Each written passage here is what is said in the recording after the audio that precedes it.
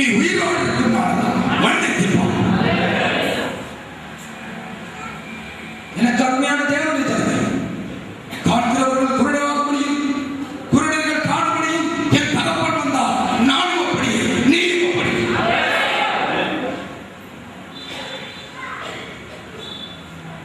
கிறிஸ்தவ உலகம் எதை காட்டிக் கொண்டிருக்கிறது? மண்ணு. டிவி உலகம் எதை காட்டிக் கொண்டிருக்கிறது? மண்ணு. மண்ணின் ஆசீர்வாதங்கள். ஒரு நாளும் இவன் ஜல்லிக்கட்டு காலைக்கு எதிராக நிற்க வர மாட்டான். அல்லேலூயா. பரலோகத்தை பிடிக்க என்ன பண்ண மாட்டான்? உதவ மாட்டான், வரமாட்டான் என்பது பிசாசுக்கு நன்றாக தெரியும். அல்லேலூயா. ஆகவே இவனை எதைத்தான் காட்டி வளர்க்கணும்? It's a master plan of devil. இதுதான் சர்ப்பத்தினுடைய மகா உன்னத திட்டம். என்ன உன்னத திட்டம் சொல்றீங்களா? உன்னதத்தில் அந்த திட்டத்தை தான் போடுறதுக்காக அமைக்கிறது இல்லை. அல்லேலூயா. கர்த்தருக்கு ஸ்தோத்திரம். கிறிஸ்தவ உலகத்திலே வேறெடுக்கப்பட வேண்டிய காலம். ஆசீர்வாதம், ஆசீர்வாதம். வாதம் என்று மூன்றெழுத்து, இயேசு என்று மூன்றெழுத்து அடைய முடியாது. பிசாசு என்று மூன்றெழுத்து போகும். அல்லேலூயா. வாதம், வாதம், வாதம். வாதம் உடையவன் ஏணியில் ஏறுவது கூடாது. ஆமென். தேவதூதர்களை ஏறுகிற ஏணியில் ஏறுவது வாதம் உடையவனுக்கு முடியாத வாதம். இந்த வாதம் கிறிஸ்துவத்திலிருந்து எடுக்கப்பட்டால், வேதம் கிறிஸ்துவத்திலிருந்து எடுக்கப்பட்டால், வேதம் கிறிஸ்துவத்திற்கு இல்லை. அல்லேலூயா. வேதம் கிறிஸ்துவத்திற்கு இல்லை. எனக்கு அருமையான தேவனுடைய ஜனமே, விழித்தெழுவாயா? விழித்தெழுவாயா? விடியலை காண்பாயா?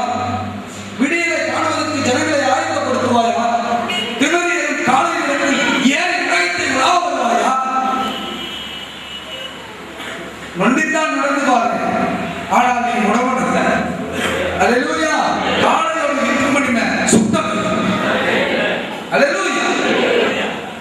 14 வருடம் சென்ற பிற்பாடு ஆசீர்வாதம் இது இல்லை என்ற முடிவிற்கு யார் வந்தார்? யாக்கோபு வருகிறார். நீயும் வந்தான். வந்த பிற்பாடு கர்த்தர் ரெடியாக விட்டார். அல்லேலூயா.